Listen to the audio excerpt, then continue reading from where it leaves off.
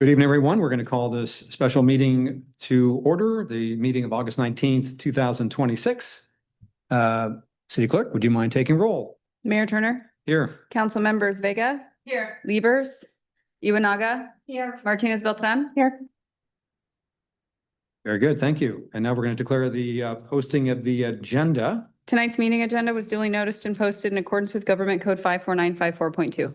Very good. Thank you. We're going to move to closed session, and I'm going to ask Elisa to now read the closed session into the record. Yes, thank you, Mayor. The council will meet in closed session momentarily under Government Code Section 54956.9D2 for one potential action involving significant exposure to litigation. Facts and circumstances are known to the city. Very good. Thank you. Now for public comment. Do we have any public comments on this item? No, Mayor. Very good. We will now adjourn to closed session. Thank you.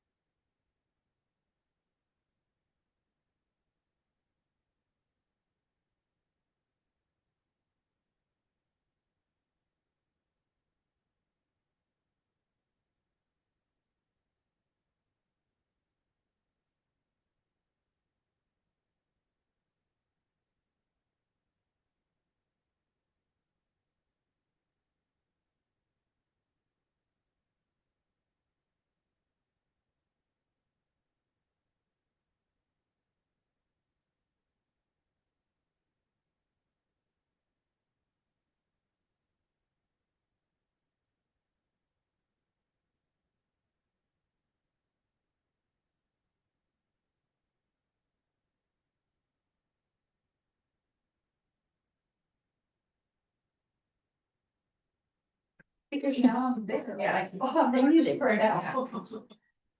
We don't pay attention.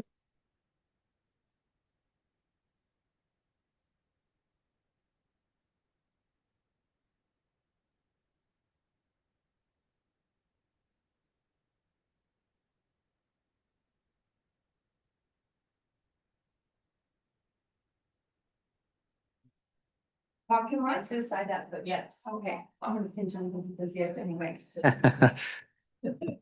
Well, yeah, that's great. And I think you'll love this one, Martha. Oh, We have good. a teacher at the top of 52.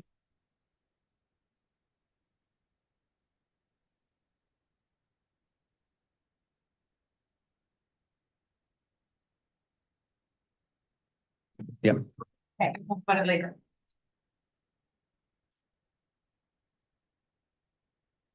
All right, good evening, everyone. We're going to call the meeting to order, and we are now going to do a silent invocation, if you'll stand with us, and we'll do the Pledge of Allegiance after that.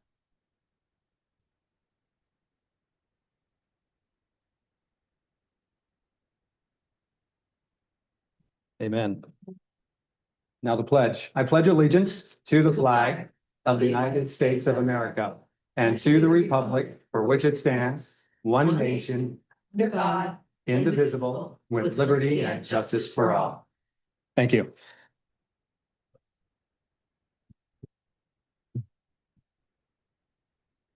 The report out is at the city attorney's report, or do I do that now? Tell me.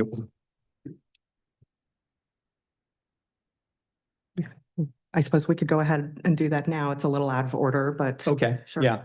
We'll go ahead and the report out on the closed session is the council gave direction to outside special counsel. We'll now move back to the agenda here and where we're going to do a recognition of Carlos Perez.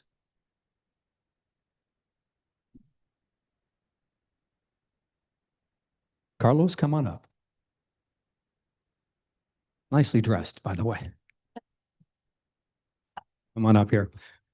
We're going to give a proclamation. As many of you may know, Carlos Perez is the owner of Royal Clothiers, who had been in town for nearly 30 years.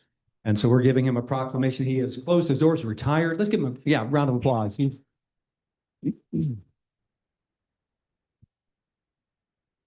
Carlos has been a great addition to our town and really an anchor for that many years. And anytime, if any of you had been in there, you know that he always greeted you with a smile. And when you left with a word of encouragement. And so we are grateful to you, Carlos, for the many years that you served our community. And we just want to say that tonight, it's my pleasure to recognize Carlos Perez upon his retirement after nearly 30 years as the owner and operator of Royal Clothiers in downtown Morgan Hill. For generations of customers, Royal Clothiers has been a part of many of life's important occasions, from proms to weddings and other special milestones. Carlos was also known for his expertise as a tailor, exceptional personal service, and the warmth and friendship he extended to his customers. Carlos's dedication to his customers and longstanding presence in downtown Morgan Hill reflect his deep commitment to the community and have contributed to the character and vitality of our downtown. On behalf of the City Council and the City of Morgan Hill, thank you for your many years of service and commitment to our community. We congratulate you on your well-earned retirement and wish you all the best in this next chapter of life. It is my honor to present to you the certificate of recognition. And if you'd like to say a few words. Yes. Please, thank you so much, Mr. Turner, for this honor. Thank you so much for this is a great honor to be here with a beautiful community. A long time ago, we came and Morgan Hill opened the arms for my family. I'm really very grateful. There is the human being have to something, gratitude. So they will never forget gratitude to everything on the life. First of all, I say, thanks God for giving me the life. Thanks to my parents for giving me the skills to help a lot of people in the community. I can express my gratitude to many, many friends. I have 1,000 stories to say, but it's time for us, for the Perez family, to continue the journey, to enjoy the life. So yes, I want to say thank you, Morgan Hill, and the beautiful community. We love it. God bless you.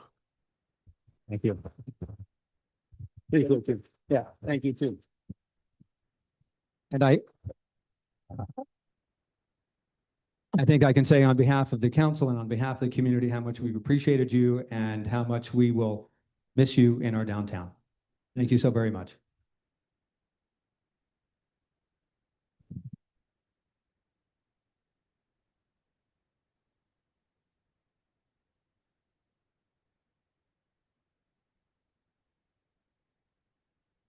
Okay, we're now going to go to city reports, and up this week is Mayor Pro Tem Liebers.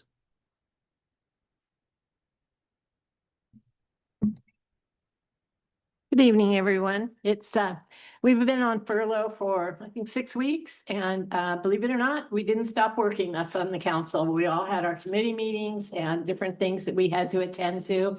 So I'm not going to name them all. I have quite a few, but it has been a busy 6 weeks. We weren't just on vacation the whole time, so we continue to work. And it's my honor to represent Morgan Hill on all the committees that I do serve on. So thank you. Very good. Thank you for that report. We're now going to go to, if there's any other reports, anybody have a report to make? Councilmember Martinez Beltran. Thank you. I had a number of meetings. I just had my SBCE meeting last week.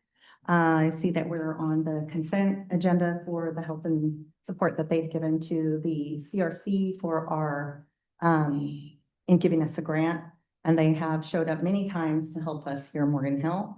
So really grateful for that. And we have a new facility that will be opening for Silicon Valley Clean Energy. They're moving to a new facility. It's really exciting. We're building out our chambers and everything like that. So there'll be a big ribbon opening for everybody to come to. I hope you all enjoyed the summer. My children are back in school now, and that is a wonderful thing. And so there was lots of work. It's a very, very busy time. Did a look at some of the ordinance and have been to many different meetings that I couldn't sum them up all here, but happy to be back and looking forward to getting back to work. Thank you. Very good. Anyone else? Please, Miriam, go right ahead. Councilmember Vega. Hi, good evening. Thank you for being here today. For this little break, I did our meetings, and then I also volunteer for things that are really close to my heart. And I also wanted to tell everybody that I am no longer a commuter. I am here in town, and I'm super excited about that, and I'm bragging about it because I am just overfilled with joy. So I'm happy that I'm back though. Very good. Thank you. And I've got a report. I've been attended a VTA board meeting, Cities Association meeting, and recently held a meeting with community members talking about a way of really making Morgan Hill a youth sports and recreation destination. So we'll have more to report on that as we go. I think that's it for our council reports, unless you got something? I was going to stay quiet, but Go right ahead, jump in. yeah, it's good to be back. I also was busy over the summer, but particularly I was thinking of just the last few weeks. I had the pleasure of participating in the Ross Prado Foundation clothing giveaway. That was really nice to see all the families that were blessed with that organization. And again, they'll be doing the free backpack giveaway this Saturday, which I'll be participating in as well. There's also a citywide event put on by Dory Prado, which, encourages people to come out and see, what people are doing in some of the local churches. But I think that'll be a nice event. So I am glad to be back. Nice to see all the faces out here. Very good. Thank you. Now we'll go to the city manager's report. Great. Christina. Good evening, Mr. Mayor, members of the council, community members, and my teammates that are here this evening. I have several reports for you, so I'm going to go through this list. The first is Zip Trips. Zip Trips was here on August the 7th. KTVU Fox 2 brought its series to Morgan Hill, showcasing some of the people, places, and local flavor that make our community a special place to call home. A big thank you to the Zip Trips team for shining a spotlight on Morgan Hill, and to everyone in our community who came out, showed their support, and helped us give the Bay Area a warm Morgan Hill welcome. If you missed it, you can find the link on our Facebook page. Wanted to announce that on October 10th, we're going to have our 20th anniversary for the Centennial Recreation Center. We're going to have a full day of activities, including a ceremony and a celebrity free throw contest at 10 a.m. On July 22nd, at our aquatic center and our outdoor sports center, we hosted the 20th annual CrossFit Games. Unfortunately, we weren't allowed to disclose the event ahead of time as the location was kept secret right up through the event happening. Parks and Recreation has been partnering with the San Jose Sharks to host community ball hockey clinics in Morgan Hill at the Community and Cultural Center. The most recent one was hosted on July 17th, and we do have one coming up on Saturday, September the 12th. The next is an exciting update related to the flood control project. We took a step forward in completing the Upper Yagas Flood Protection Project as Wright Avenue is now open for vehicle traffic. While Hale Avenue is still closed from Main to Yagas, getting Wright open should help with the east-west traffic throughout town. And Hale Avenue is scheduled to be reopened in October. Looking forward to tomorrow, Thursday, August 20th, starting at 4:30. Families can enjoy at the Back to School Night Twilight Market from 4:30 to 7, kids activities, giveaways, resource booths, and a chance to win prizes. Shop, dine, and support small business vendors in downtown on 3rd Street, which will be closed to traffic. Looking ahead to the ballot, Election Day is on November the 3rd, and Morgan Hill voters will have a measure on the ballot regarding our city treasurer position. And so the council decided to move forward with a measure to ask the community if this role of treasurer should remain elected or become appointed. To learn more about the ballot measure, there's information on our website to talk about that kind of explains what it would mean to go from elected to appointed. And our communications team are going to be at the Twilight Market tomorrow, sharing information about the measure. So go and visit with them. Next, I wanted to announce that the city is launching the Elevate Morgan Hill Spanish Leadership Academy. This is a free 10-week program that's conducted entirely in Spanish to strengthen leadership skills, connect residents with community resources, and to encourage greater civic involvement. Accepted participants will attend an in-person retreat on August the 29th with classes beginning September 15th. And so more information is available on our website. And so far we have a lot of applications. So we're really, really excited about that. Wanted to make a really exciting announcement that we have a new company that has announced that they're coming to Morgan Hill, Huron Power. They announced $100+ million investment to establish the Huron Factory 1. It's taking a 286,000 square foot distribution facility. It was formerly Young's Market, and that's on Jarvis. And they're going to use it as a high-tech manufacturing plant that's going to produce next generation medium voltage power conversion systems. We appreciate PG&E and the governor's office, GoBiz, for their support to ensure the traction of this business to Morgan Hill.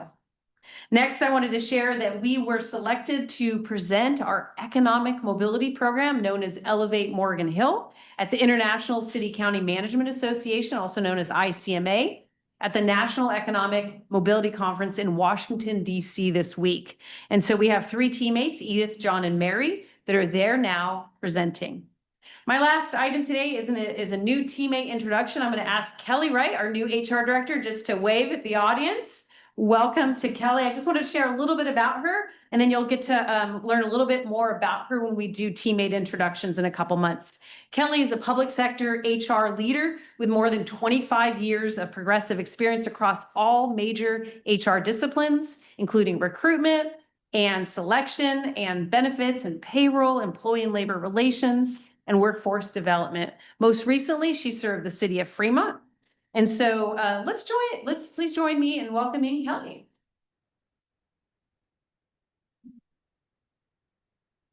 And with that, Mayor, I conclude my remarks. Thank you. I appreciate that. And now for our city attorney's report, Elisa? Thank you, Mayor. I think I don't have a city attorney's report, and you reported out on closed session. Very good. Thank Thank you. And now we'll go to public comment, and I'm going to look to Michelle for a little bit of help on this. I know we have some folks here that want to talk about some different items. One, I think, want to make sure if you're speaking, I don't know how many folks are here to speak about the data center. That will be item 18. Do you mind if I ask how many are wanting to speak on that? Okay, so that would not be during normal public comment. That'll be, hold that for when we get to item 18. many, I think we have how many? We have 16 speaker cards for public Okay. comment. So with that, we'd be at 2 minutes apiece. 2 minutes apiece, right? Okay, very good. Let's go to public comment. And I'll ask if you are here to speak on general public comment, if you can get your speaker card in by the time the first speaker is done, if it's not already with me. Our first speaker is Daniel Cloutier, who'll be followed by Chris Rebel. Let me just make sure.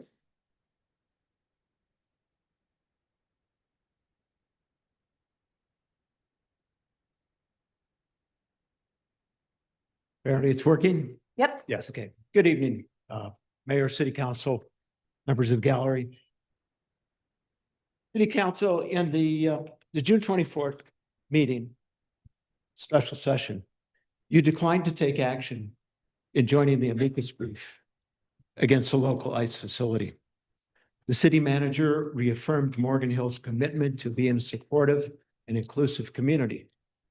The only logical conclusions we can draw is that you support the ICE facility or you're either afraid of ICE. The Brown Act does not prevent you from providing an explanation to our community members. So please don't hide behind it. Please show transparency and openness to the people you work for, the people who hired you in this community. Thank you. Thank you. Our next speaker is Chris Rebel, who will be followed by Kathy Jasper. Good evening, council and members of the public. The Gilroy Garlic Festival Association raises money for important community causes, including nonprofits that help children at risk. The association provided vouchers for people that were volunteering at the Gilroy Garlic Festival to recognize their service.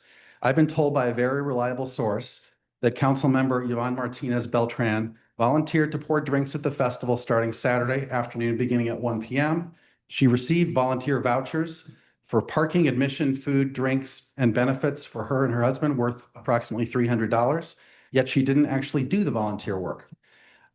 She was seen at the festival instead wearing a campaign shirt, is what I was told. So I'm not asking anyone to accept an allegation because I raise it. I'm asking for facts to be established. If she missed the volunteer shift, still using benefits designated for volunteers, that would raise legitimate questions about judgment, honesty, respect for a community organization whose mission is to help kids. If the allegation is false, the appropriate response is equally straightforward. Explain what happened. And this isn't the first time questions regarding the councilwoman's position of taking benefits from community organizations has been alleged. At the July 22nd circus meeting last year, where there were concerns, somebody else raised a similar situation. So character matters, integrity matters. It matters for a private citizen, even more for a public official. And especially as we enter an election cycle, I think people look beyond slogans and policy disagreements. Can I trust this person? So I'm going to end with a simple question. If what I said is, I'm requesting this of Council Member Martinez Beltran. If what I said is inaccurate, please correct the record. Did you accept volunteer benefits without performing the volunteer work? That's a simple question, and the public deserves a simple, truthful answer. And you could probably respond. Well, I just want to make clear that with public comment, the council does not respond to public comments.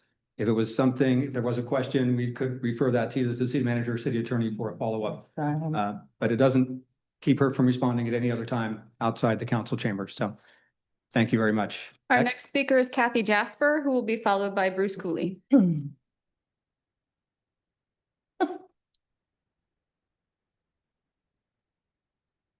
As my big sign says here, I'm asking you to protect our neighbors and keep our families together. So, like the first gentleman who spoke, I'm asking you to take a stand on ICE. So as you know, Santa Clara County and our Attorney General, Rob Bonta, has come out with a lawsuit against the ICE facility. 20 other government entities like Santa Cruz County, Monterey County, the city of San Jose, cities in the area have taken a stance. Gilroy and Morgan Hill have not signed on to the amicus, however you say that, but at least Gilroy's come out with a resolution against the ICE facility. My understanding is you had a meeting but the public doesn't know what the result is. So what I'm asking for you today, so it turns out that 36% of Morgan Hill is Hispanic. 40% is non-Hispanic white. 17 is Asian. So anyway, the majority of our community is not white. And I'm asking you to stand with our non-white community because this facility intimidates our community. Just having the facility, even if you're a Hispanic citizen of Morgan Hill, just having the facility and getting stopped and harassed by ICE agents is not a good thing for our community, for our students. I'm an educator. Both of my kids went to Sobrato. I ask you to do two things. At least come out with a stance resolution, sign on to the Thank you. amicus. Time is up. Thank you. Our next speaker is Bruce Cooley, who will be followed by Caitlin. Stop the clock. Not a big deal. Hi, my name is Bruce Cooley. I'm here to talk about the amicus brief. At the last council meeting, council considered in closed session whether Morgan Hill should join the amicus briefs supporting the lawsuit brought by the state of California and Santa Clara County concerning proposed ICE detention facility in Gilroy. Afterwards, the public was only told no action taken. The council made two choices. One, to choose this issue, to discuss this issue behind closed doors, and two, to tell the public nothing beyond no action taken.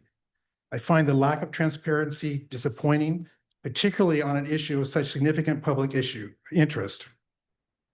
I ask the council to reconsider that decision and disclose why Morgan Hill did not join the amicus brief and how council members and the mayor voted on this issue.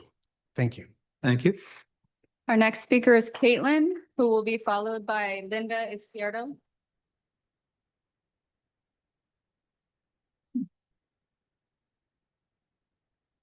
Hi, I'm Caitlin, and I'm here to just express my disappointment with the members of this council who voted not to sign on to the amicus brief and join the legal battle against the ICE facility in Gilroy. This decision, ultimately made away from the eyes of the public, in contrast with the purported transparency this council claims to value, demonstrates a complicity with the ongoing backsliding of civil rights in our country. These rights are protected to everyone, for everyone within the boundaries of this nation, not just for those with papers that label them as a U.S. citizen. We must ask ourselves what sort of people we are when we allow the erosion of human rights for those who are the most vulnerable among us. It is truly an embarrassment for me to live in a region that has decided to shrug its shoulders and allow hate to deepen its roots in our community. My trust in this council to make decisions that benefit the whole of this community is broken as a result of this decision. We are seeing ICE and this administration operate with dishonest and cruel methods. For example, ICE officers have been coercing detainees with valid green cards to sign a Form I-407 without full transparency of what they're signing, telling them it will get them out of detention. What that form actually does is revokes a person's legal status and gives ICE the ability to deport them. This administration has also revoked the refugee status. The refugee status of 500,000 refugees to deport them back to countries where they face existential threats to their lives. These are people who went through the proper channels and did everything the right way, but still had their lives completely upended by the laws shifting to build a cage around them. So I request that the council please reconsider this decision, and if possible, to please sign up to the multi-agency amicus brief to permanently block the Holsclaw Road ICE facility, and if possible, explore other legal options, and also to place constraints on the ICE field office that's on 220 Vineyard Court, and to establish no staging buffers and absolute non-cooperation policies to ensure that city resources are properly used to help this city and its constituents. Thank you. Yep.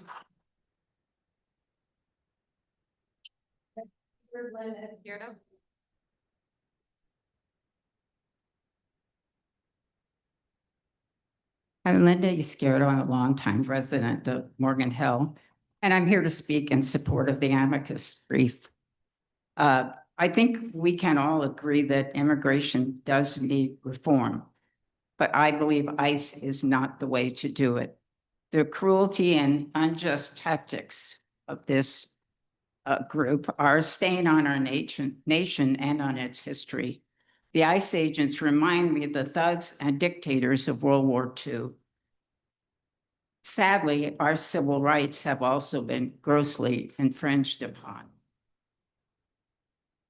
The private prisons, for-profit prisons, and the detention centers are profiting off the misery of others. So I say, please sign on to the amicus brief. And I say, ICE out. I don't want these people anywhere near where I live. Thank you.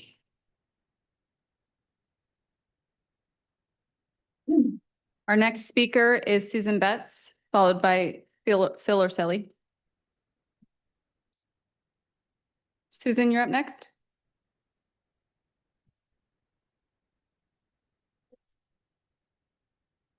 Susan Betts is next. Will be followed by Phil Orselli.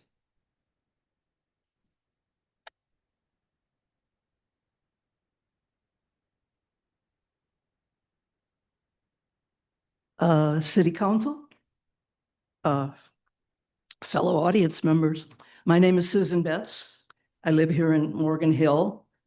And I have to tell you that I was dumbfounded after the last City Council meeting when you decided not to act on the amicus brief. When I think about its impact on my surroundings, I have immigrant neighbors immediately to the left side of my house and the house on the right side. They are a large part of our county, 42%. I believe we need to protect them now while we have the ability to act on protections. It also affects me because of what happened in my hometown in September of last year. About 189 people were forced out of their apartments in the middle of the night after ICE masked, armed individuals dropped from helicopters onto their apartment building and the surrounding area, as well as coming in off of the streets. What ICE is doing across our states, our country is just unbelievable.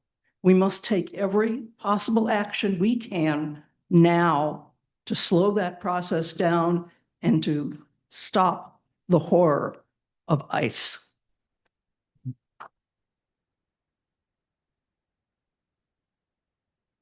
Our next speaker is Phil, followed by Gerardo.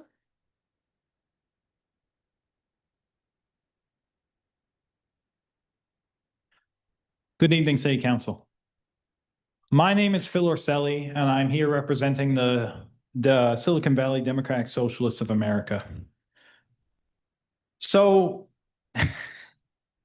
I'm going to go a little off script here, but I just wanted to start with I think we're getting a really good idea of where the temperature of this room lies.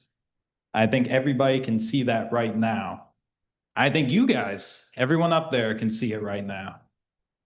And I hope that when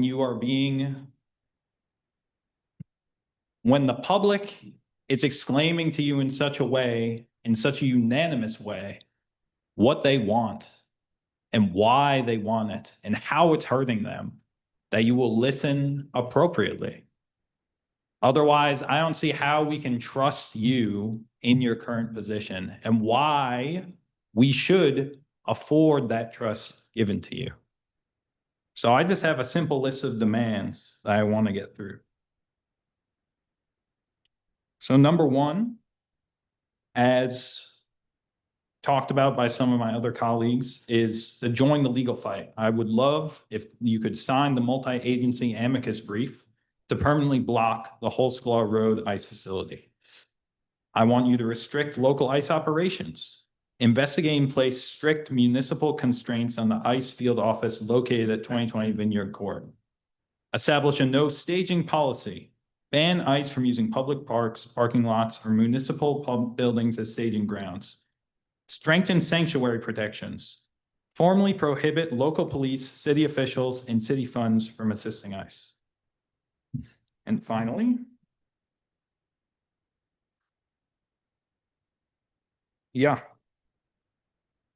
I hope you do the right thing. Your time is up. Thank you.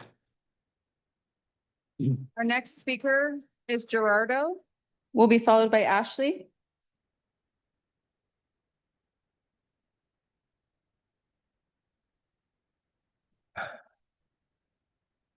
Good evening, City Council. My name is Gerardo, and I'm also here with Silicon Valley DSA.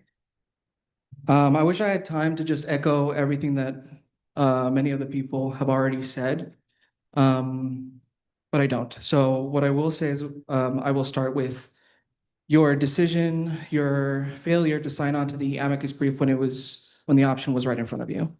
You went into closed session and then you came out with a lack of transparency. We didn't get an explanation. We don't know why. We don't know what happened. This sends a mixed message. You said that you are committed to inclusivity in your community, but this does everything but that. This is everything but a commitment to inclusivity. When ICE treats people in brutal, dehumanizing way, when ICE kills people on the streets or in facilities, when they disappear people, when they tear them away from their families, that is dehumanizing, and that is not inclusive. I grew up around here, and I gotta say, as an immigrant, how else am I supposed to feel but less than if that type of behavior is acceptable for people who look like me? So I'm gonna echo some of the demands. If it is still possible to join the amicus brief, I will urge you to do so. And if not, then I urge you to explore other legal options. I ask that you restrict local ICE operations and place any constraints possible on the Vineyard Court office, that you establish a no staging policy, that federal property is not used to help ICE dehumanize your community members, that you strengthen sanctuary protections and commit to that inclusivity, and that you agendize the zoning issue so that people have a say. Your time is up. Appreciate it. Thank you. Our next speaker is Ashley, followed by Trisha.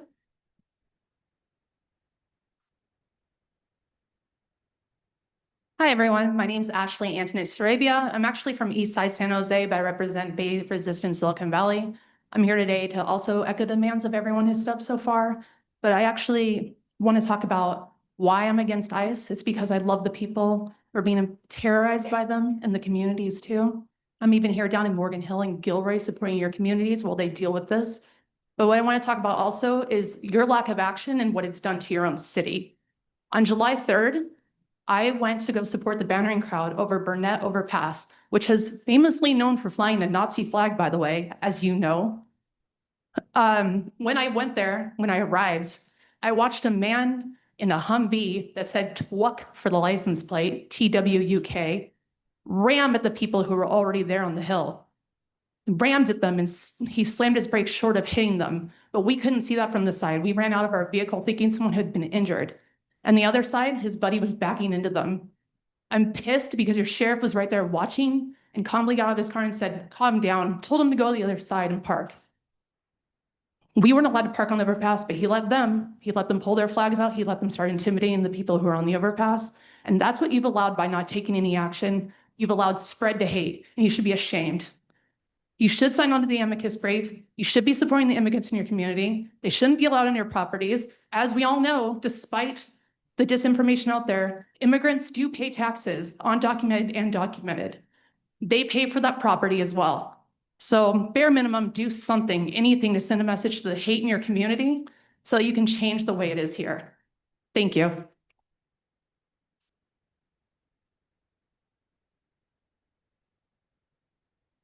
Our next speaker is Trisha, followed by Huey. Kumusta? My name is Triza. I'm a member of the Tango Migrante South Bay, or Defend Migrants Alliance, which is an alliance of organizations dedicated to protecting Filipinos facing attacks against ICE. I'm here because as an immigrant myself, I'm worried about the Filipino as well as the greater migrant community here in Morgan Hill. My family and I moved here due to issues of political corruption that are prevalent in the Philippines, and we were forced to move to another country in search for economic opportunity. And this is a reality that many other migrants in this community face. So it's a cruel irony that the country that many have been forced to migrate to and have worked hard to get here is now actively working to deport them. So as a concerned community member, it's important for the Morgan Hill City Council to hear from their community and understand that they have an incredible opportunity and responsibility to do their part in signing the amicus brief to block the ICE facility in Gilroy. I hope that you listen to all of these people and all of these comments so far and make a decision that supports your constituents. And please know that your inaction is a stance on ICE itself. Thank you. Our next speaker is Roy, followed by Heather. So I just want to make sure you said Hui, right? Okay, thank you. Good evening, everybody. My name is Hui Tran, and I'm Executive Director at Siren. At Siren, we've been on the forefront of the efforts to protect our communities. Through local efforts like Rapid Response and the ICE Out coalitions, we've connected with community members who must deal with the crushing pain of seeing loved ones detained and separated from their families. We hear from families who have children that have anxiety attacks when their parents leave home for work to do errands because they don't know if they'll ever see their parents again. Billions have been invested into expanding detention centers, and we have private companies like Geo Group and Core Civic gleefully detaining these individuals, breaking families apart in inhumane conditions for massive profits. It is our clients, our communities, and our people who have endured the terrible conditions in these facilities. This is an industry that is built on heartbreak and pain. This is why we need to see this city do something. Our community has repeatedly mobilized over and over outside of Holsclaw. Our meeting has shown up to these meetings to demand action. Our community has lived this nightmare and acted. But this city council has not met the moment. You have an opportunity to show the courage that we see out of council member Yvonne Martinez Beltran, who has been with us in community to demand accountability and to demand action. We have an opportunity here. You've already heard from the demands, but there's also one other opportunity, and that is to open up your zoning laws, look at it, and see what you will allow in this city and what you will not. Use the powers that are already inherent in your ability as elected officials to be able to determine what the values of the city are, on where it spends its money and what it allows within its boundaries. I encourage you all to find that strength and find that courage, because it is happening all around you, in these halls, in these chairs, and in front of you. And I believe and I hope that we can see the same from the council. Thank you. Thank you. Excuse me, real quickly. I just want to say one of the rules we have here is no clapping. I'm not going to try to shut that down, but banging on a wall or something else, I'm just going to ask you to, if you're going to applaud, that's fine, not a problem. But just let's keep it to that. Thank you. Our next speaker is Heather, will be followed by Sean. Good evening, City Council. My name's Heather, and I'm here to ask you to agendize a discussion on zoning. Allowing community members to give input on zoning provisions is very timely at this moment when our community members are being terrorized by ICE. We're all painfully aware of the recent attempt to build an ICE detention center in Gilroy, as we're also painfully aware of this body's continued decision not to stand up for our most vulnerable community members. As people are being denied their civil rights, being kidnapped, brutalized, and even murdered by ICE on a regular basis, this body has failed to make even the most basic symbolic gesture to show its immigrant community that it's got its back. Morgan Hill was one of the only 2 cities in Santa Clara County not to join the amicus brief against the ICE detention center. Absolutely shameful. I mean, at this very meeting, your mayor's smirking while community members are pouring their hearts out, and absolutely shameful. It's hard for me to fathom why you would fail to stand up for your residents and neighbors, but I'm here to say it's not too late to start doing the right thing. In addition to agendizing a discussion on zoning, please join the amicus brief if you can still do it. Please take measures to restrict local ICE operations, investigate and place strict municipal constraints on the ICE field office at 220 Vineyard Court, establish a no staging policy on city land, and strengthen sanctuary protections, formally prohibit city employees, including police, from cooperating with ICE, and prohibit city funds from assisting ICE. Thank you for your time.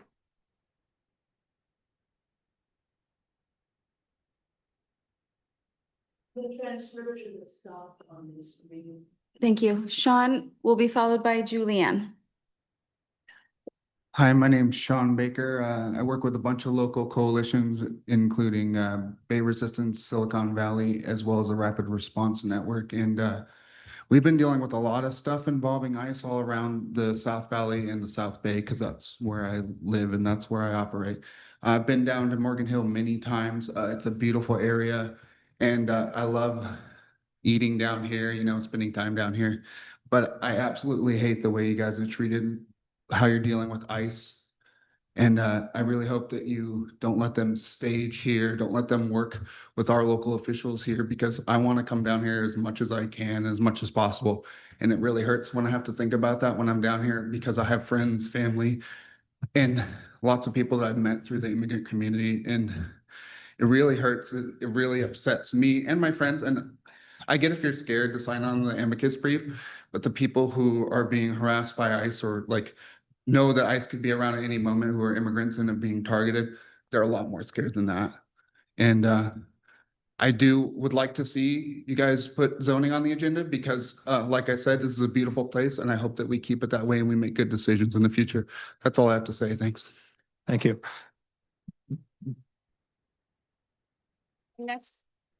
Our next speaker is Julianne, and then we'll move to Zoom.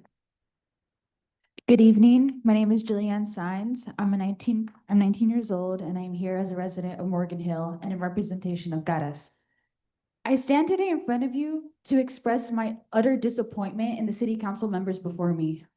The message you've chosen to represent this town by declining to join the amicus brief against the upcoming ICE facility in Gilroy is truly unacceptable. With effort, all of you could have taken time to give yourselves proper education on the negative impacts of ICE facilities on local Latino communities, local agriculture, and the trauma they create. Despite the facility being in Gilroy, the impact it will have here is undeniable. It was reported that in 2025 resulted in the most deaths of immigrants in ICE custody in over 20 years. When will we wait for this to be prevented? Will it take your own undocumented Latino residents becoming the numbers and the death statistics for you guys to decide that their humanity, lives, and safety matters? How many deaths will have to come from this new facility for you guys to decide that this matter is important enough to be put on the agenda? Latinos make up 35.9% of our Morgan Hill community. Isn't that enough for you to care? Shame on you for tolerating the current ICE office in town. Shame on you for not making us feel safe. Shame on you for ignoring our voices. Shame on you for ignoring the future racism that is inevitably going to follow with the finalization of this Gilroy facility. Do better. I urge you to sign the multi-agency amicus brief. Thank you.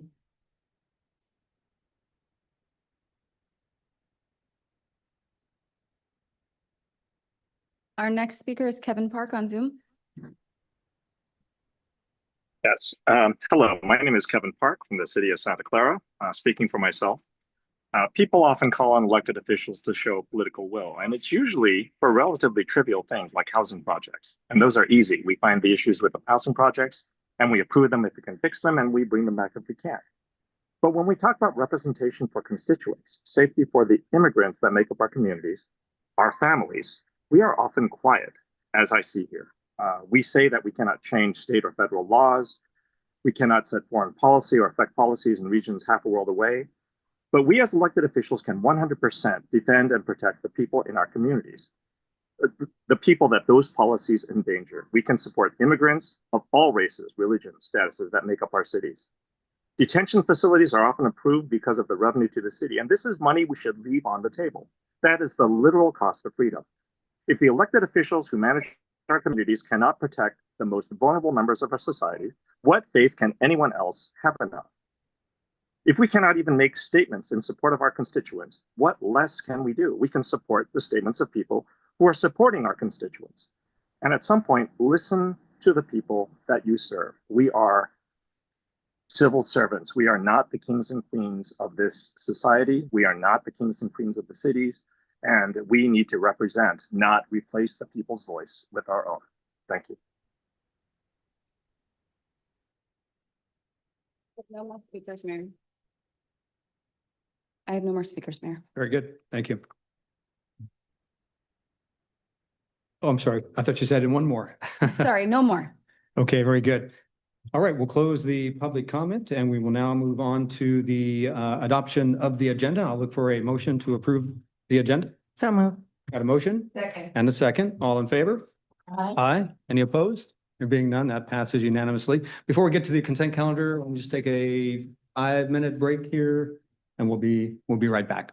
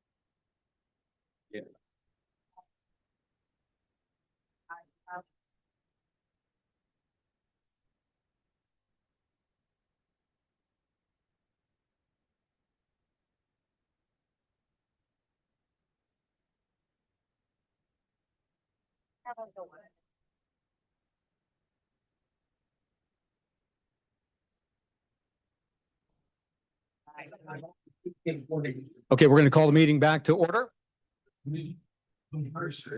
All right. Rocky?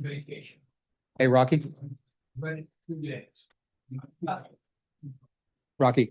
Hey, Rocky? We're calling the meeting back to order. Yep, no, you're good. Okay, very good, ladies and gentlemen. We're now going to go to the consent calendar. And I would look for a motion if no one is interested in pulling an item from the consent calendar.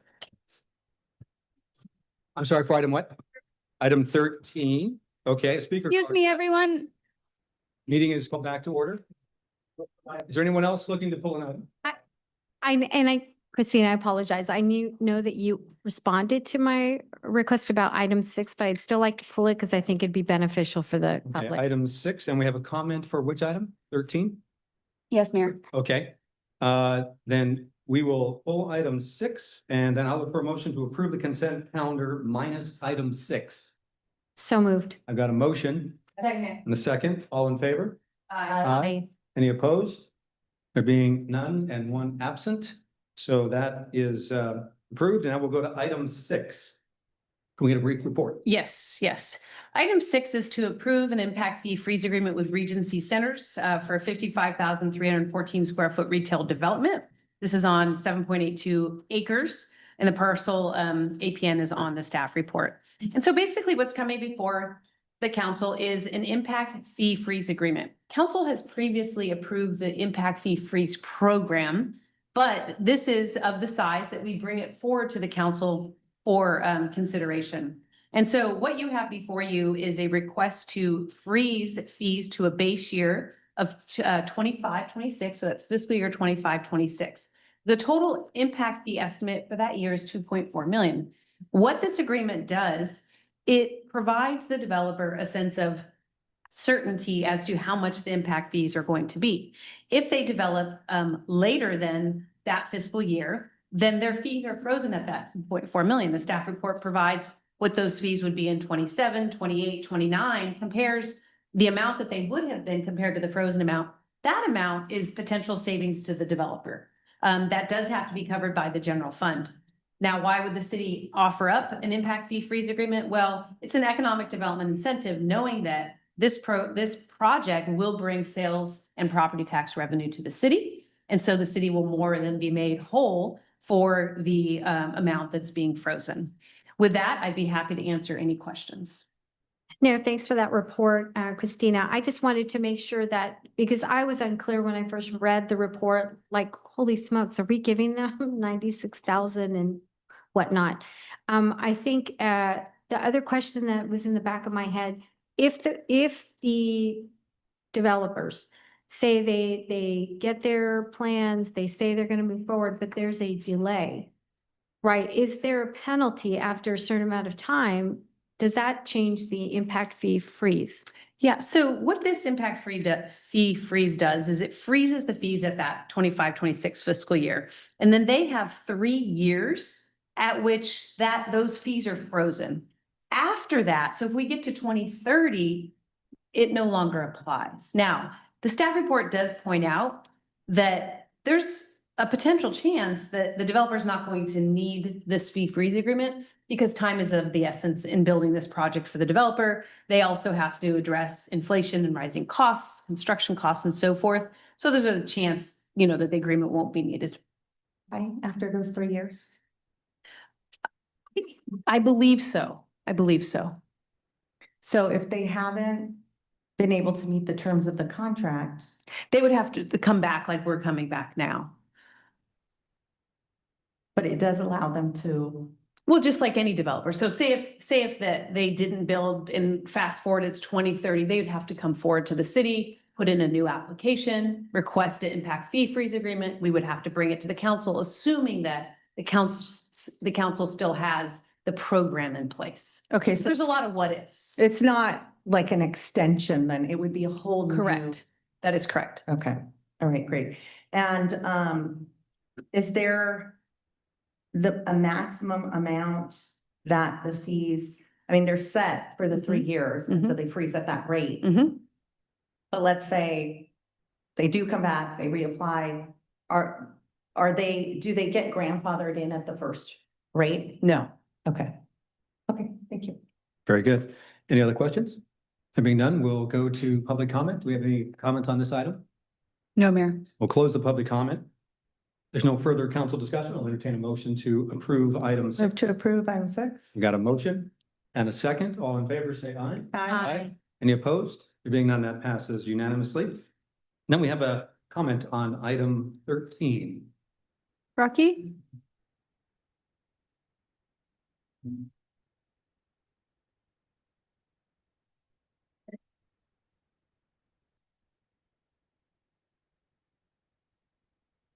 Thank you, Mr. Mayor, City Council. Number one, we're the owners of SunSuite. We'd like to thank not only City Council, Planning Commission, and staff for working with us over the years, and this is just part of it. This was way back in the construction time.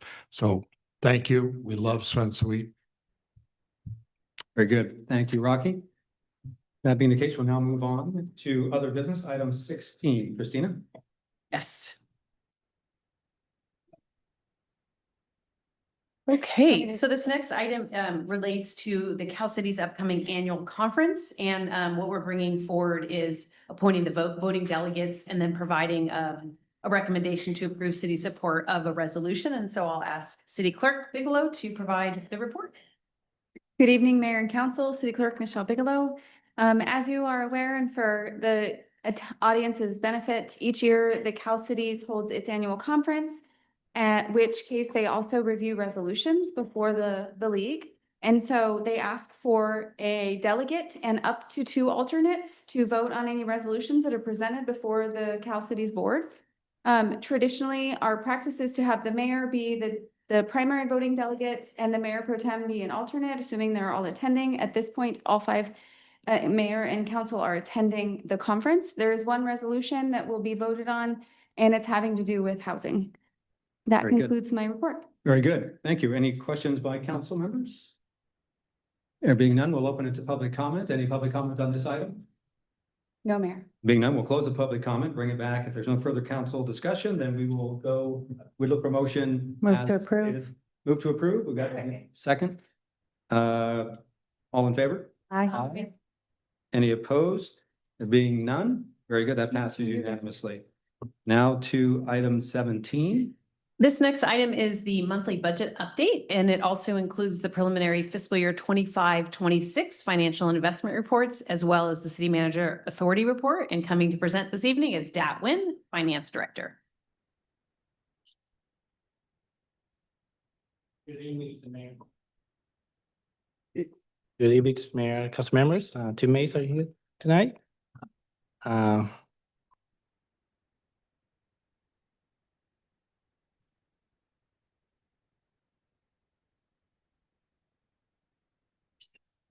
All right.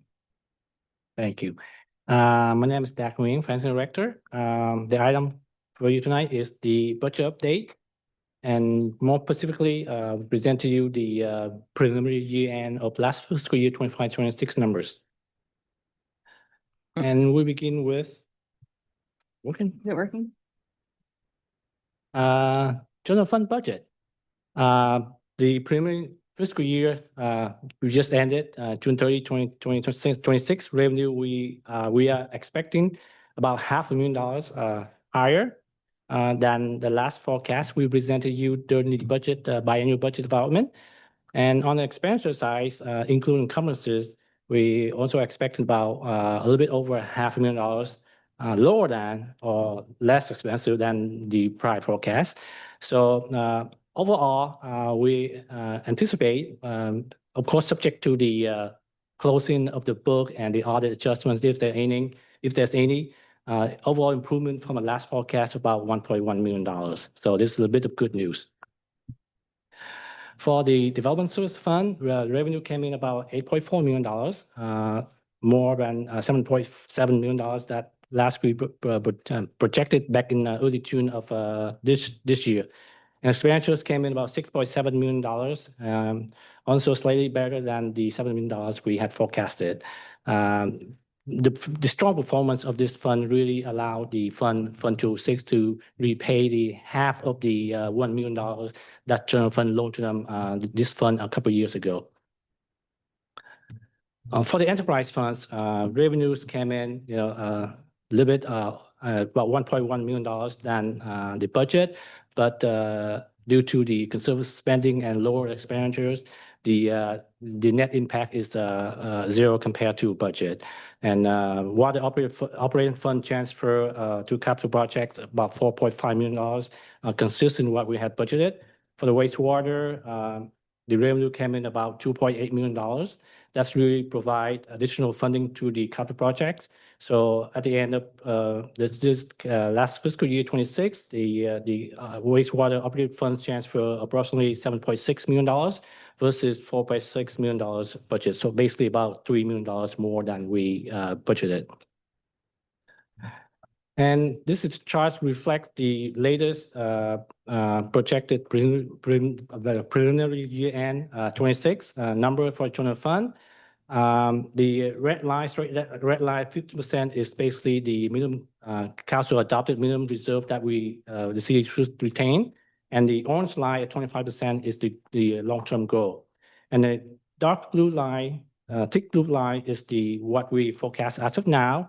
And the line just underneath it is what we forecasted back in June. So you can see there's a slight improvement based on performance of the calendar year, the fiscal year 26, slight improvement from what we had forecasted back in early June of this year. So any bit of good news is good for the general fund. And that concludes my presentation. I am happy to answer the question that you may have. Very good. Thank you, Dad. Any questions for Dad? Councilmember Martinez Beltran? Hi, Dad. Hope you had a great summer. I wanted to ask you about this agricultural fund that we used, and I don't remember which one. I think it was for the subsidy, CAL FIRE on item number 3, is it? 2. We accepted a grant from CAL FIRE for $798. Thank you, CAL FIRE, to help us with our fire protection projects. And within that, the Agricultural Preservation and Open Space Fund contributed $200,000 of the total that was needed. So I understand that we paid $998 total, $798 granted to us from CAL FIRE to help us do that, and that we pulled $200,000 out of the Agricultural Preservation and Open Space Fund. Is that correct? That's correct. Okay, and so I'm trying to figure out how, I guess, what does that mean? How is that fund going to be replenished? The Agricultural Preservation and Open Space Fund, number 1. Number 2, do we regularly pull from funds when we're trying to do wildfire proactive, I'm not sure what we call it, but help me out, CAL FIRE. Clearing the brush and all that hardening. Yep. Home hardening. Okay, so basically, just to answer the first part of the question, the Fund 306 or agricultural open space funds is basically remnants. The residual funds exist from we collect from the developers under RDCS or residential control system. That program is no longer existent. So basically, what we've been doing is kind of spend out what remaining funds. I believe right now, as of last fiscal year, and we have about a little bit over $1 million remaining in that funds. So utilize that fund for this purpose is what this fund is supposed to be for.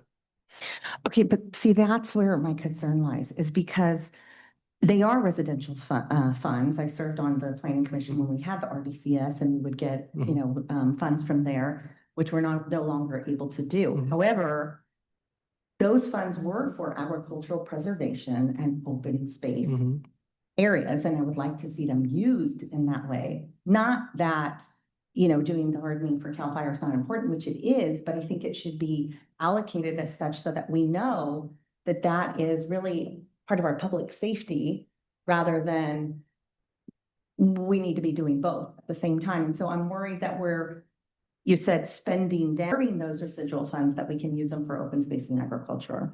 Or Yeah, things like that. and if I can jump in, so the grant is from CAL FIRE. So the work is going to be done to protect the land that's there, right? Because there's so much open space. And so the funds are residual funds, as DAP mentioned, from the Residential Development Control System. Those funds over time will be depleted, but we're recommending that they be used to help protect that area from wildfire. And so we're leveraging the amount of funds that we're going to get from CAL FIRE, almost $800,000. Yes. Putting in the city portion in order to do the work out there to make sure that those community members, all the residents that are over there are protected from wildfire. Let's go back several years, and that was a threatened area. We actually had evacuations for much of that space. And so we want to do what we can to protect that land over there. And so that use of those funds that's being recommended is certainly an allowed use of those funds. When you say that space over there, I understood that it was along Nagas, that was one area.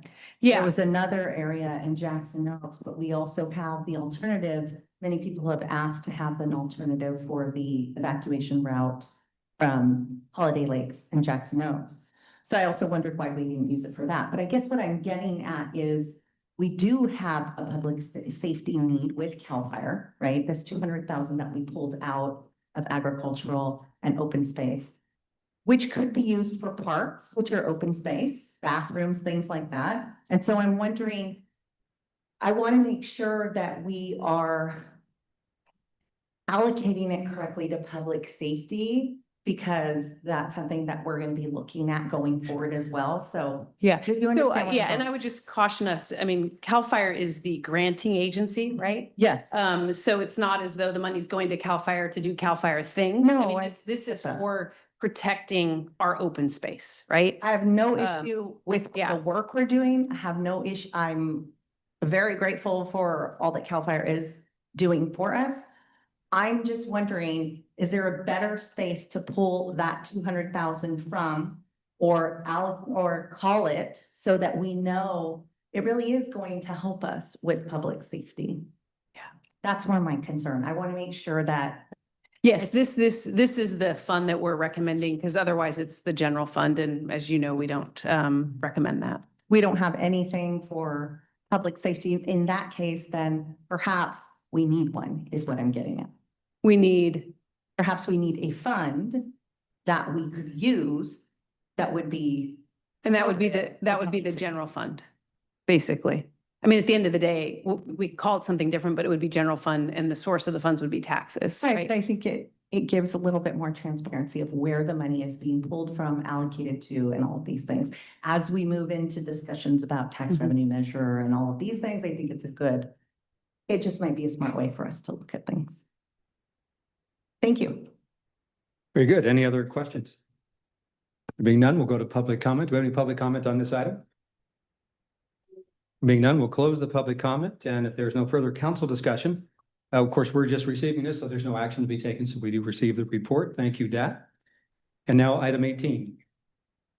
All right, the last item before you this evening is related to future agenda items. And so we have two for the council to consider this evening. And so just by way of reminder for the council, as well as the community members that are here, if a council member wants to have an item brought forward on the agenda, council member requests the item during a meeting. And so these two have been requested. And so the first is to review and update the regulatory framework for utility scale and specialized high impact land uses. This was requested by Councilmember Yvonne Martinez Beltran. Attached to the staff report is the write-up that was provided by the councilwoman. And so we'll, I assume, take these one at a time. And so we'll turn it over to you, Mr. Mayor. Yes. And turn it over to the councilwoman to further explain this item. And if the council votes as a majority to have this item be considered in the future, then it would come back to the council. Right. And that's what I want to help the audience understand is that this process is, first step is an introduction by a council member. Second step is where we're at tonight, and the council member gets an opportunity to talk to the council and the public about why this should be considered to go to step 3, which is where step 3 is where we'd have a full-blown staff report and discussion and comments about policy. And there might be some back and forth there. Tonight is just whether or not we go to step 3. And obviously, Councilmember Martinez Beltran is on board. I think this is a good discussion. I think it's a good step to take. Moving it to item 3 or to step 3. I get a sense everyone is okay with this kind of a conversation because it is important to our community that we have clear policy and understanding about how this affects our community. So I'm going to turn it over to Councilmember. Appreciate that. Yes, so in looking at what has been going on lately I've been working with county and other cities throughout the region and the state have been looking at data centers coming and looking to locate there. We've had the battery storage facility that came just outside of Costin Charter, looking there. And we really don't know, looking at the ordinances, they're outdated and there's some gaps there. And so it really sounds like it's has to for us to look at a land ordinance like this and have some guidelines and regulations that are updated. We just aren't able to foresee everything that is happening. Years ago, AI, it was not what it is today. And so of course, you have facilities that support that. And so if there is going to be something like that here, I think it's really important that we look at, as many people are aware, there's lots of water that is used with this, looking at how that water will, be replenished, and not just for today, but into the future. Who is paying for that water to be housed? Who is paying for the treatment of that water? Who is paying for the maintenance of that infrastructure? With our power grid, we all know that we see lots of interruption with that as well. And so what does that mean when we're having power pulled for that? And it's a balance. I don't think it's necessarily a straight away no. I think we need to look and understand by doing some research and having the staff look and understand what are the demands that these are putting on communities so that our community is protected. And so that's why I brought this, forward. There's just trends that we just can't get in front of. And I think when you have utility scale infrastructures like data centers, battery energy storage systems, and I'm all for clean energy, but there still has to be a responsibility in how that is done. So this would be to try and close that gaps. There's lots of questions about, who would be the deciding, body to look at that. Is that the planning commission? Is that the city council? What types of developments would be permitted? What wouldn't? Where would we want that? We have lots of agriculture here, and we have lots of what they call green fields. There's no infrastructure development there. Those really require looking at things through a different lens. And I think it's important, if we're going to focus on agriculture, if we're going to focus, which is one of our priorities here, we want to have agribusiness, we want to have outdoor recreation. If we want those to truly be part of our economic development plan, then we need to act like it is. And this, I think, is the opportunity for us to do that. So that is why I haven't brought it forward. I have a number of items that I've pointed to in the framework here. If you had a chance to read through that, I've worked on some policy and that will come forward too. But I think this is definitely, we're behind schedule on this. So I hope that we'll get support to move this forward and have a discussion. My guess is you will. In fact, this is where I'd want to have a conversation with the council. I think it's just really, aren't we just saying we're voting on this or not? Yeah, no, yeah, what we're gonna have, they can ask you questions or they can make comments about this item as to how we would go forward. And I think there's, as I said, I think there's strong support for moving this to step 3. And I would, if there's some thoughts or, again, we're not gonna get into deep conversations or details about it. If you So I'm opening it for comments or some questions you may have. Okay. Go ahead. So no, I think this is a good thing for us to look at, and it's a nice change from about a year ago when there was sentiment pro the data center. So I think over the last year, we've learned a lot, especially with what's going on in Gilroy. So I'm for this moving forward and taking a deeper look. I'd also like for us to maybe consider, how is county going to be involved with this? Because some of it that's proposed is sometimes on county land. So what does that do for us when we move forward with Yep. this? The Good. county's been very involved in working with them on this ordinance. But again, that comment there, and we'll have that as part of the conversation when we come back with a staff report. Yeah. Thank you, Yvonne. I think this is really important for our city. I do want to know or share, I don't know what the word is, but I think this is more than a conversation we can have at council. I'd like to see a special day, half day, to really dig into this and get everybody's input, review what you've already reviewed. So I'd like to propose that we agendize this at a further date, close as possible, or either a half day or a full day, just on this one subject. I think that's a great idea. I do think we should, we could do chew gum and walk at the same time.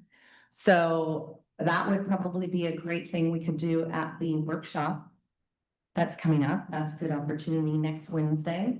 And it's timely.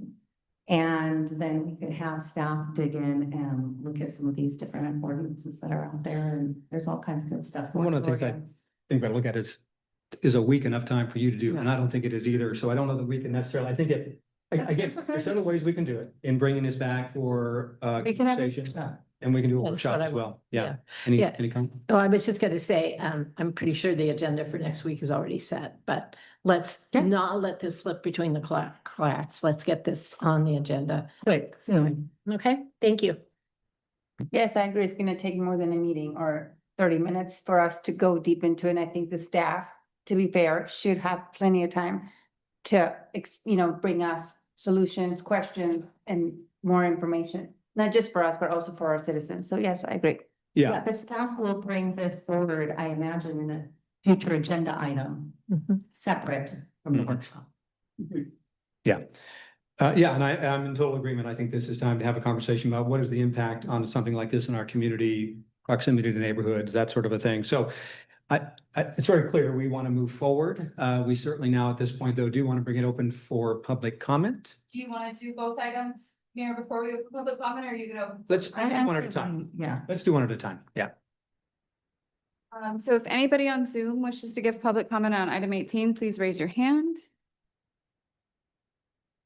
Let me just reset the timer, Mayor. We have 10 speakers, Mayor, 11, so that'll put us at 2 minutes apiece. Minutes each. Yeah. Very good. Our first speaker is Dan Cloutier, followed by Bruce Cooley.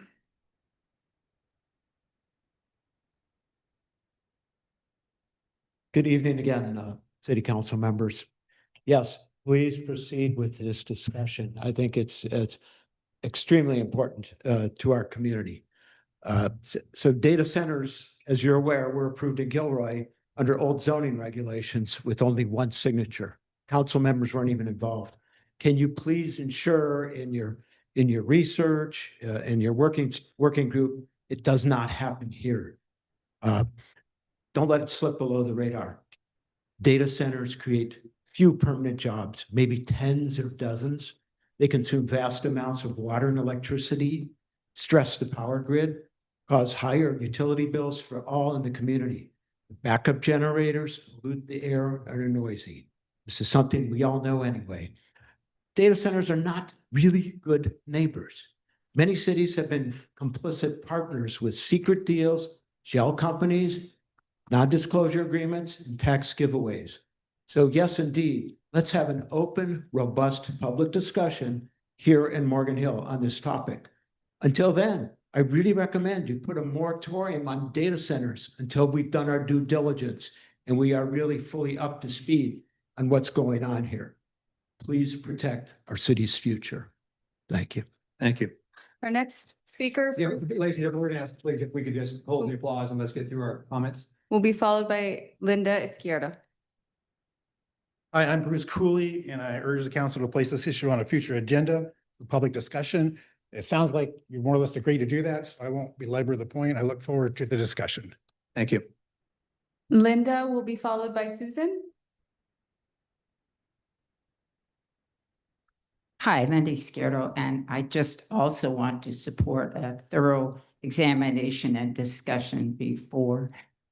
And if a data center should be built here, we want to be prepared for that eventuality and have a really extensive discussion and study of the issue. Thank you. Thank you. Susan will be followed by Greg. I think you ended up where I wanted you to end up today. So that's it. Thank you. Greg will be followed by Caitlin.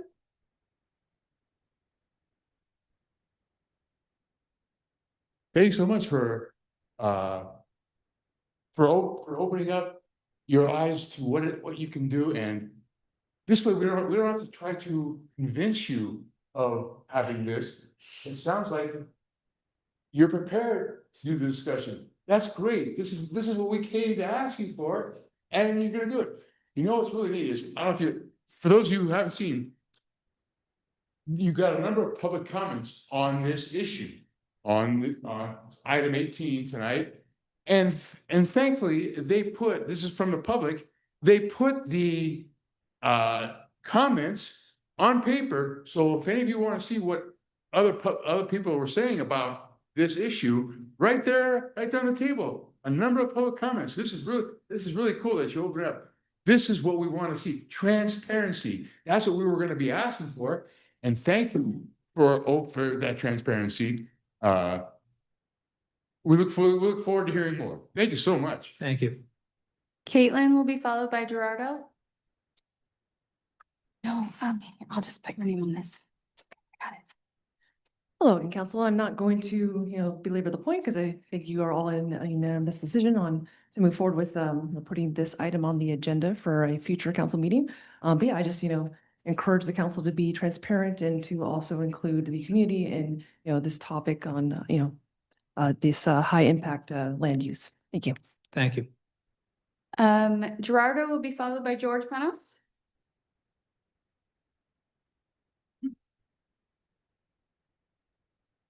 Hello again. I appreciate your receptiveness to agendizing this item. And I also don't want to, beat a dead horse, but I do want to make a few comments. A recent poll showed that 7 out of 10 people are in opposition to AI data centers, and that opposition is bipartisan. So I just want that to be in your heads when you're considering this issue. I also call for more transparency and whatnot. When you have such bipartisan opposition to something like this, it becomes an issue of democracy as well as the environment. So I think a review of zoning around high impact facilities is called for, whether that impact is environmental in nature, like the data center, or moral in nature, like the ICE facility. Thank you. Thank you. George will be followed by Camila. Yes, take it to step 3. I look forward to an open discussion, and I would also encourage you not only to agendize it, but to do a full-fledged workshop, because this will create the framework for discussing some other items that are coming down the pipe. But this is a very important topic, especially, as you say, in the paperwork here on a high-impact land use. So I look forward to hearing the results of some knee-deep discussion for future discussions here at these meetings. Thank you. Thank you. Camila will be followed by Dolores. Hello, my name is Camilla. I am a resident of Gilroy, and it's very good that all of you seem very open to continuing to step 3. Yes, that is what we all want to see. But I just want to make sure all of you know that it's very important because as we've seen in Gilroy, things can just kind of get pushed through old, outdated codes. And we need to make sure that there is community involvement in these decisions that will be impacting everyone. Thank you. Dolores will be our last in-person speaker, and then we'll move to Zoom. Thank you very much, and good evening, City Council, Mayor Turner, Thank you for allowing us to speak. And I want to start out by thanking Councilmember Martinez for bringing this up. Very important issue. And we're delighted to see those smiles that you all had when she was talking and when you all agreed to a study. What I heard earlier today was specifically from you, Mayor Turner, is that you want to do, or that you said something like, it's a good thing for our community. We need to do this for our community. So why don't we make that a regular sentence before we end? Let's do good for our community. Let's keep people out of ICE detention centers. Let's et cetera, et cetera. It's not that difficult, and it's very Christian thing to do, to take care of our people. And most importantly, honestly, the role of government is to take care of the residents and constituents. That's why we're here. That's why you are here. So thank you for agreeing to this, and whatever I can do to assist in the planning of this event or any logistics or translation or et cetera, please let me know. My name is Dolores Alvarado. I'm a resident here since 1994. So thank you very much. Good, thank you. Thank you, Yvonne. Our next speaker is Sharon Luna. Good evening, Mayor Turner and council members. Thank you very much, Yvonne, for bringing this to the attention of the public and the council. I also like to say thank you for your involvement with the county. I am a resident of San Martin. I am very pleased as far as with what has transpired with Gilroy. It's opened up the doors for public outreach and to discuss not only data centers, but also other big projects and get policies updated. There's no reason that we should be operating under a 1981 policy as in Gilroy and a 1995 policy as is in the county. I have also made public comments to the county supervisors, and it may be a good thing that all of us work together, county, Morgan Hill, and Gilroy, and have, dialogue. It is important that doing it right the first time is good public policy and more cost effective. Thank you very much for your leadership. Thank you. Our last speaker is Kevin Park. Yes, thank you very much. My name is Kevin Park. I'm from the city of Santa Clara, but speaking for myself. And I'm really glad that you will talk about this at a future meeting. But I want to put a few things into perspective. Northern California has just under 200 data centers, and 60 of them, a third of all the data centers in Northern California, are in one city, Santa Clara, which is a tenth the size of the city of San Jose. And it's likely because of our electrical utility, Silicon Valley Power. We source 750 megawatts of power. Of that, the entire residential population uses less than 6%. Less than 40 megawatts of that 750 megawatts is used for residential. And that's about 40 megawatts is about the same amount as a medium-sized data center. And I want to put this another way, which is if we closed a single medium-sized data center in our city, we could double the population of our city without having to generate a single watt of additional power. And rates for residents are going up because of maintenance, that's true, but also projects necessary to support our industrial users who use over 90%. We are looking to double the amount of power that our city sources because of the data center projects that we've approved, that are still pending, that are coming to us.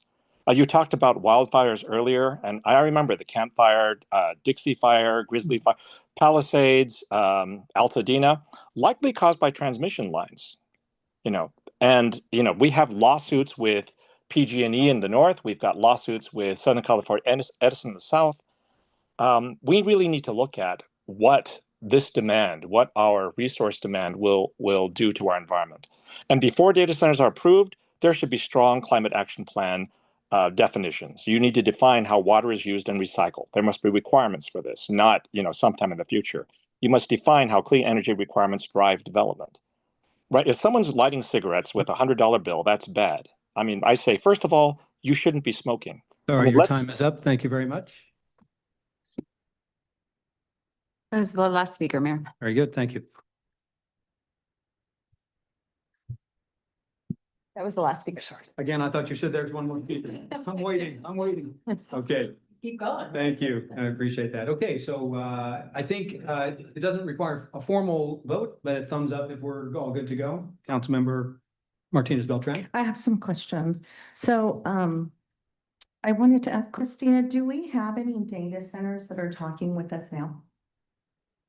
Any interest in data centers? I'm looking at my team and the answer is no, we do not. Okay, great. And if that's the case, then I would be interested in looking at a moratorium until we get this completed and done so that we don't have one sneak into, without any kind of updated guidelines. So I would like for us to look at doing that. We're talking about a workshop. We're talking about, I think it's going to take a little bit of time for staff to dig in. And I mean, I have an ordinance that I would share that has, been looked at by many that are doing that now, and we've been working together on that. So, but I'm sure that staff will want to dig into that. So in the meantime, I think it is important, I've heard the moratorium come up a few times, that we should look and consider doing that until we can get everything organized. I also, that's it for my questions. I do want to thank Charter School and the efforts that they've done. Their advocacy on battery storage has been very successful there, if you haven't heard. And so that's not going to be more moving forward. So thank you to you, Charter, and all your advocacy. Thank you to all of you for your public comments and encouraging us, council, to really move in the right direction. Appreciate that accountability. And I hope that you will return. Today is just a yes or no, but the real sausage making will come.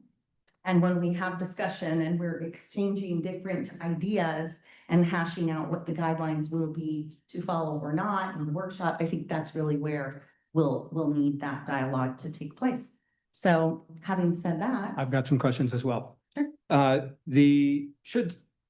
Should someone come forward and say, we want to do a data center in Morgan Hill? What is the current process? Ms. Carmen, could you come forward, please? So Jennifer Carmen, Development Services Director, is going to come forward and kind of explain the process. And typically when somebody's interested in a business, they would come to us and just sort of float the idea. And then the next big step is to actually file an application. But Jennifer, why don't you share a few more of the details? And because again, I want to make sure that it could not be approved without coming to the council. Our current response to any use that is not currently in our zoning code, if it's not listed, it's not allowed. That goes for data centers, battery storage, and any other use that might not already exist in our zoning ordinance. And It so even data center- applied to a cat cafe. Yeah. So, The if data you center, recall. so it would not be allowed. It would not be allowed. However, having rules that address it and define it always bolster that. And I'm all for that. Yeah, that's not the problem. I don't necessarily want to put a moratorium in place if we know we aren't going to let within this period of time, unless we say, if we're going to go with a moratorium, that moratorium is for a 90-day period. We're not going to I don't want to see a moratorium out there that then we have to go back and then try to remove. Because I think the thing we have to think about in the future, if we put a moratorium on this forever, we don't know that technology 5 to 10 years from now could change. So if we get policy in place that doesn't allow something to come in without public input, conversation at the dais, then we're protected. So I'd be okay if we do a moratorium, but it's like a 90-day type thing, or based on the fact that what you just told us, a data center cannot come in. I would say that a moratorium actually gives us some protection, Okay, and you extend it out. So it's not permanent. It's a temporary so moratorium. would you recommend, is it a 90-day to start with and then push it? And then out see where there? we are for Okay. as an extension. Yeah, okay. And I would also include battery storage in that as well, because we have been approached by battery storage Okay, very good. for years, and I have regularly told them to it's not allowed here. But there is that day when they could challenge that. No one has. But we Okay, want to got make it. sure that the city's protected. And so even with a moratorium, so if we had a moratorium, they cannot challenge it? I would defer to Elisa. They can always challenge that, I guess, right? And Elisa, while you're at that, my understanding is that we can't have a forever moratorium. I don't know about that. It is within this council's authority and purview to set policy. And if a temporary moratorium is the way this council wants to go, I'd feel confident that that'd be defensible. Yeah, and I like that. Yeah, and then pushing that out as we go, if it takes longer for us to come up with the policy. And again, I would look to the public to be patient with us as we go through this process and have these multiple conversations. We're going to get it right. It may take some time to get there, but I think we're all committed to seeing that happen. So I'd be okay with that. I'd be okay with a temporary moratorium of some sort. That's exactly what the public is asking for, is for a moratorium so we can get our ducks in a row. Yeah, and again, what I'm defining is Look at it. I'm defining a temporary moratorium. Sarita? Yeah, I could. So I Well, think, actually, I was the one speaking. okay, You- I thought you were done. I'm No, sorry. no. But I was speaking and now it is Sarita and we'll come back to you. And can I actually jump in? Sure. We'll let you go ahead of everybody. So because this item wasn't agendized as introducing a moratorium, it would not be appropriate to adopt. a Got it. moratorium This evening. I know. Could you bring that, could you bring that back in the staff report? Yes. Very good. Okay. Yes. Yeah. Right. But my request is that because this is of time is of the essence and we don't want one to sneak in, that we look at having that come up very soon. We have our workshop next week again. We could simply talk about, putting that in there.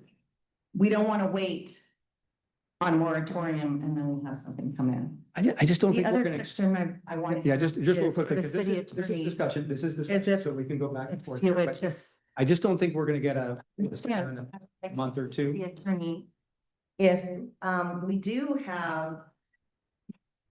She said that we don't allow them now, but that wouldn't preclude if somebody asked about a data center. That staff could perhaps come to council and say, we've been asked if they could do a data center, council, would we allow this?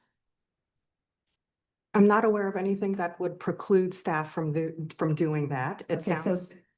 So it could be brought to the council, even though it's not allowed, it could be brought to the council.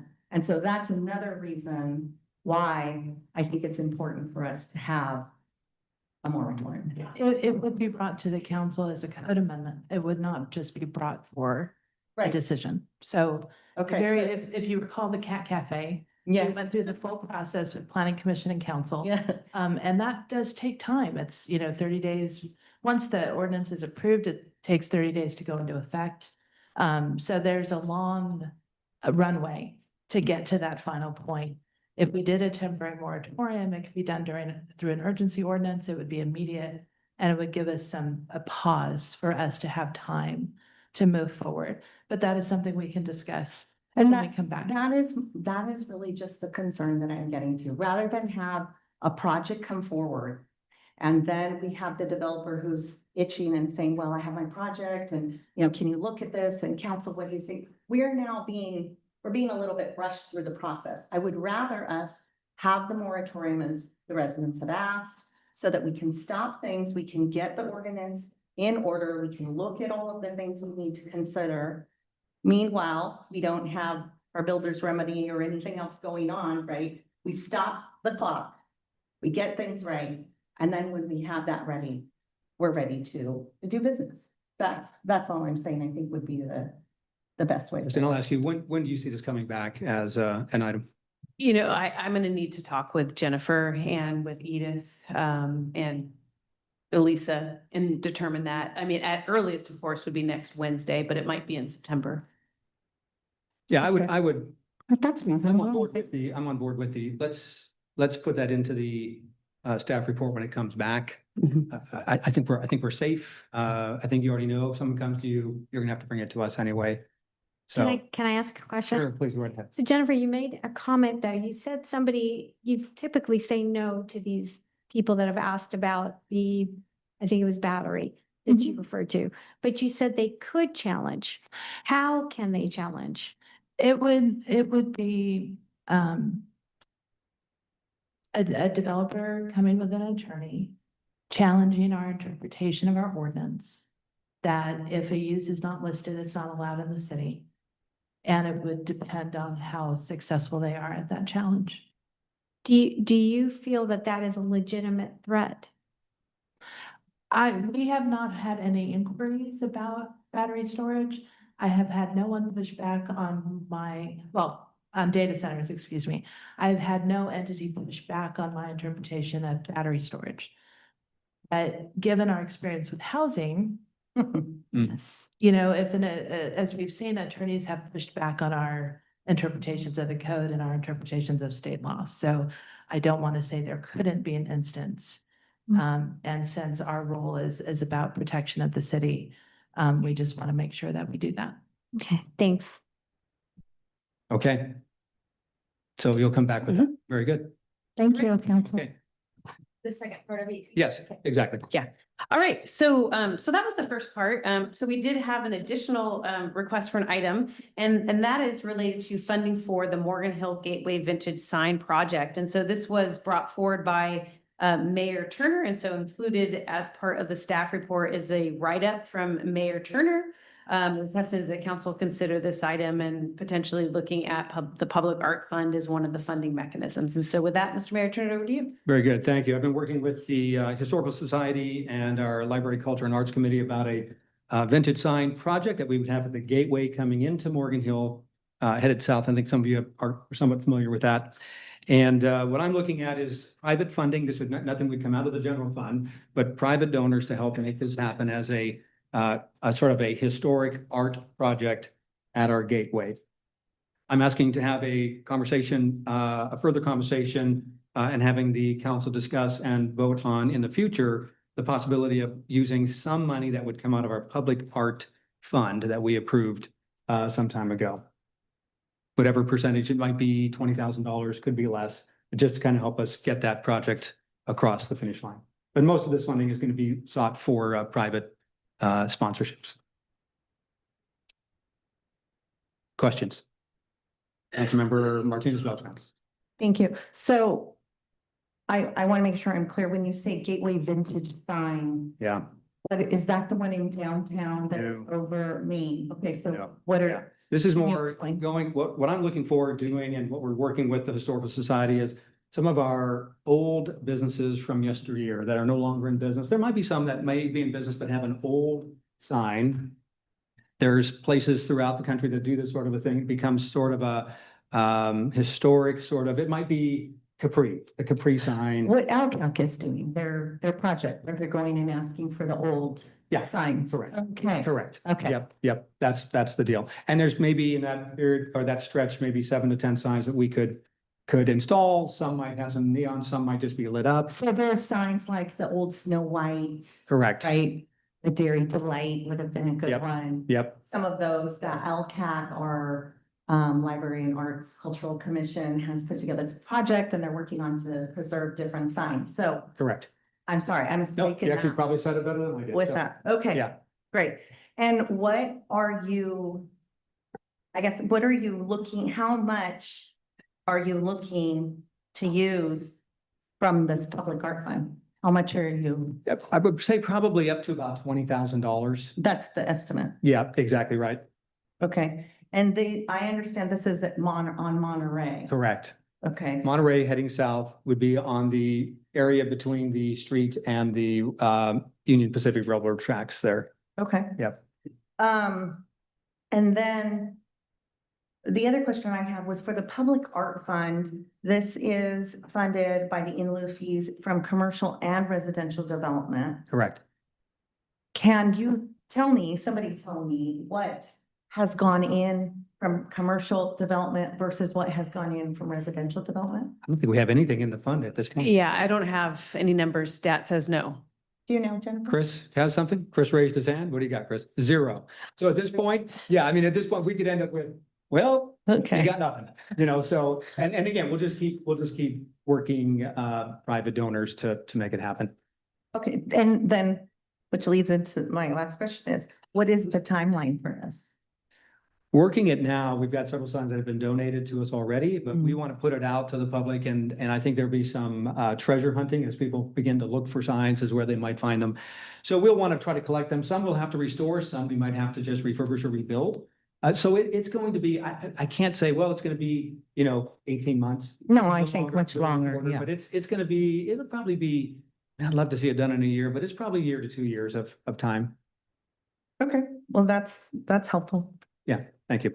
I mean, I loved the idea when they talked with me about it. They, we're talking about kind of giving a little reminiscent feel of Yeah. kind of what Morgan Hill used to be in certain areas. So I think I think it would need to be big enough that it's noticeable. Sure. Rather than Absolutely. just a few, No, you're exactly right. Yeah, yeah. But, I mean, it could be a cool thing.